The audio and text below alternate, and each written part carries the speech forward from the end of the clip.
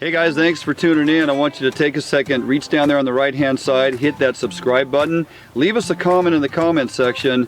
You'll never miss a segment or an episode of Fish Hunt Northwest on the water, in the woods, or our live presentation. Click that subscribe, do it now.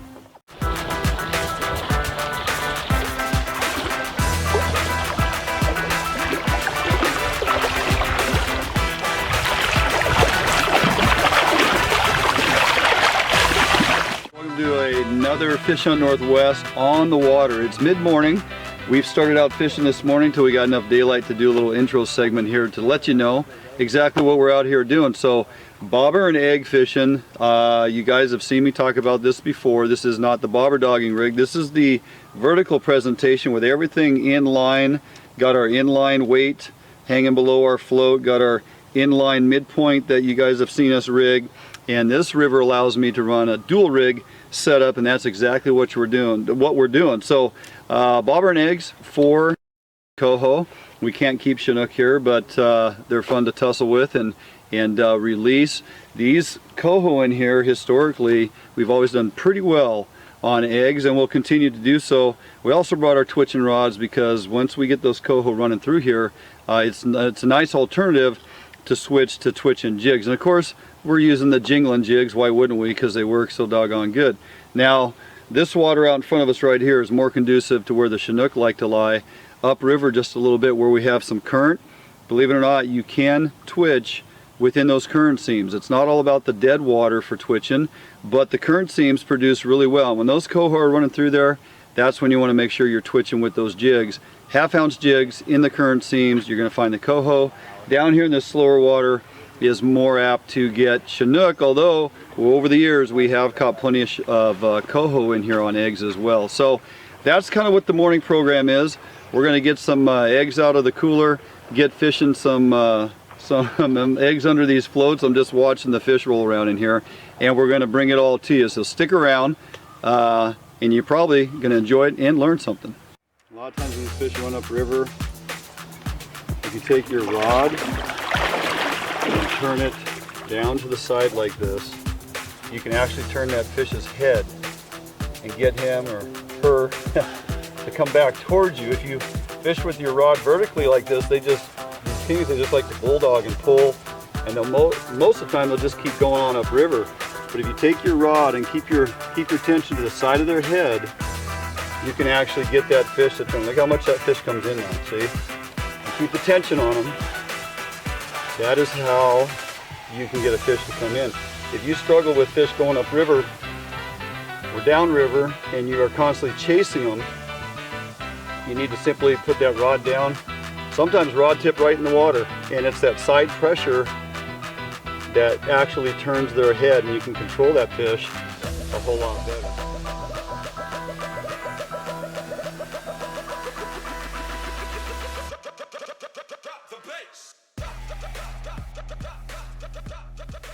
What's in a cure and what do you look for? Yeah, well, you know, a lot of the cures are similar, same. You can get cures that are a little bit hotter, as in a sulfite based. You can get some that are a little sweeter. You know, steelhead typically like a bait that's a bit sweeter, so I try to steer clear from sulfite, heavy sulfite cures when I'm curing eggs for steelhead.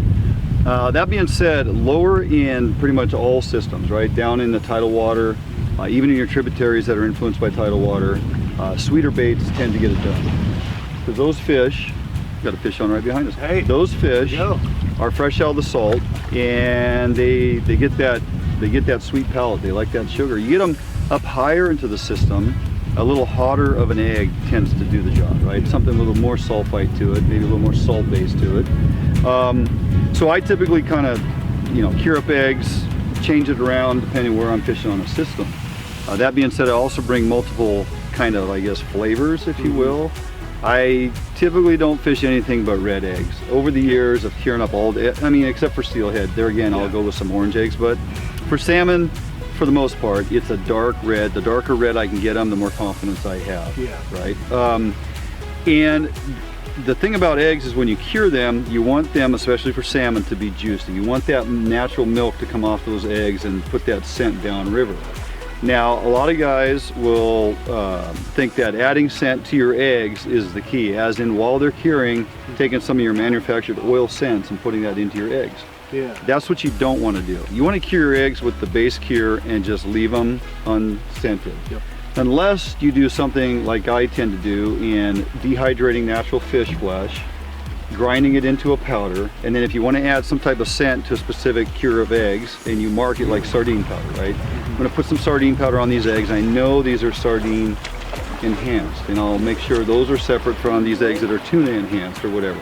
But I'm not using oils which interrupt the curing process. I'm using natural fish flesh, which is dehydrated, and when it rehydrates, those oils get drawn into the egg. And the reason that happens is when you cure eggs, doesn't matter if you use a which powdered cure, you sprinkle that cure on there and you put it in a container, put it in a bag, you're going to see after a while the eggs start getting really wet. Yeah. The cure process actually draws the liquid or moisture out of each egg. Each individual egg has a hole or a few holes in there, which by nature allows the egg to be fertilized in the wild. There has to be a way for the fertilization to take place, right? So now we're curing these eggs. So the cure draws the liquid out of the eggs. It fills the bag or container with that liquid. A lot of folks will make a mistake of dumping that liquid off. They think they've used too much cure and the eggs are getting too wet, but you're cutting short the curing process. What you need to do is allow those eggs to reabsorb that juice. We've created egg juice now. Yeah. You want the eggs to reabsorb that juice, and once they do, those holes or that hole in the egg will close up and it suspends that liquid inside the egg.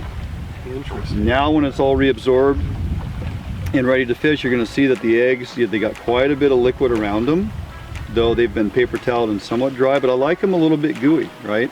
I like them to have a little bit of wet to them, so I know when these eggs go in the water, they're going to really milk out and create a lot of scent. So I can hold this for me. Yes, sir. All right. I can take and cut a chunk off. And one thing I like to do with the scissors is we cut eggs appropriate to the size of bait we want to fish, right? So I would never put that on a hook. And let's say I'm going for coho, so I'm going to now cut this. I'm out here in the field, I didn't pre-cut everything, which is a good thing to do. Let's say we're in a hole and we're fishing for retention on Chinook. I'm going to cut that bait quite a bit bigger than I would say for coho, right? So I'm going to cut a piece off of here, and what I want to show you, Lucas, is good eggs that are durable. They hold together well because they got a lot of skin on them, deep red color, lots of juice in them, and when we put them down here in the water, I should see scent. That's got some oils on it, but see all that milk that comes off these eggs. These eggs burst, right, and that scent continues to come out. See, when those eggs beat on rocks and they explode, you're going to find that it just continues to release that scent downriver.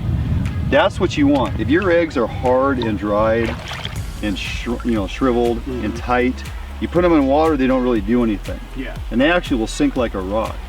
Eggs that are nutrient and have a good balance of salts and sugars in there and full of liquid and will pop as they bounce off rocks and put all that scent in, that's what you're after. And see that oil coming out of there is because these are sardine based. I put that powdered sardine on there, and that natural oil, once it rehydrates, got drawn back into these eggs. So when you basically explode these eggs, that oil is coming off those eggs. It's just all scent going down river.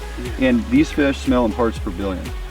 Okay, so when you walk into a hole and guys are fishing, nobody's catching fish, and you throw a glob of eggs in there and all of a sudden your bobber's going down, there's a reason for it. You're fishing something different, a scent or something that's triggering the fish. Knowing your river systems too, of what you fish, your home water so to speak, and knowing over the years, keeping track of it, what they respond to. Is it a sardine base? Is it a tuna base? Is it a mackerel? Is it something different? Or can you get it in a bottle? Can you put on some Mike's Lunker lotion or some type of oil to add to it, or tuna oil is one of Jordan's favorites. So there's a lot of things you can do with eggs. The main thing is to not add too much cure, and make sure when you're done that they are full of liquid, they are bursting with flavor, and the fish respond to them really well. Now how do you, or how long do you think a good cure can last in the fridge or the freezer? It depends on the specific cure. Yeah. And also depends on the temp of your refrigerator. If you have a refrigerator that you utilize for bait exclusively, like we do, we have a bait fridge, I literally keep it at 34 degrees. Oh, okay. Right above freezing, because the cooler the temp, the less likelihood of bacteria growing. Think about it. Bacteria likes warm environment, right? So if I can keep it cold enough, and don't freeze, the eggs tend to last longer. Because I have time, I guess, I've put bait in refrigerators and left it. I've left eggs in there. Some of them, they will go for several months and not mold. Other ones will go for maybe a month and mold. It's all based on how much bacteria was in that container, how much bacteria was on the eggs when I got done curing them. There's variances, right? And so you try to be as a controlled environment as you can create and repeat that. But you know, eggs tend to stay okay if they don't mold in a refrigerator up to a couple months if they're cured right. Cool. You don't have to worry about it. They'll still fish. Now, could you freeze and refreeze? Yeah, you can refreeze eggs. It's not the best thing to do, but you know, storage, long-term storage on eggs, air is the enemy. So if you can freeze them and somehow vacuum pack them after they're frozen, they're going to sustain for, you know, literally years. And I have how-tos and videos on the YouTube channel, on our Facebook page at Fish Hunt Northwest. Lots of tutorials, lots of how-tos, tons of curing stuff. Videos and blogs I've written over the years, and all that stuff's in there. Egg storage, whether it's refrigerator or freezer, how to vacuum pack, how not to vacuum pack, because you don't want to crush your eggs. There's a process, right? So all that stuff is available. Go to our YouTube channel at Fish Hunt NW and check it out. Awesome. Well, thanks for taking me fishing today, Duane. You got a chunk of eggs for me? Yeah, $5. $5? I'll pay it for the really? right bait. For these bait, for these eggs, huh? Let's put a chunk on here. So throw it out here and try to get bit. Thank you, sir. Yep. And one thing I noticed, you didn't put the hook through the egg before you put it in there. Yeah, I just put it in that bait loop. It holds just fine. And again, I fish a double rig, so I got that exposed hook underneath. Yeah. And that's my standard where it's legal to fish a double hook setup, even if it's barbless. Hook up to land ratio goes up exponentially. So for sure. The other thing I do is when I bait up ready to fish, Lucas, I never let the eggs hit the water. I want maximum scent and liquid coming off these eggs when they splash down. Good call. Okay. Good call. Should we throw them out there and see what we get? Yes, sir. Okay. I'll let you go first.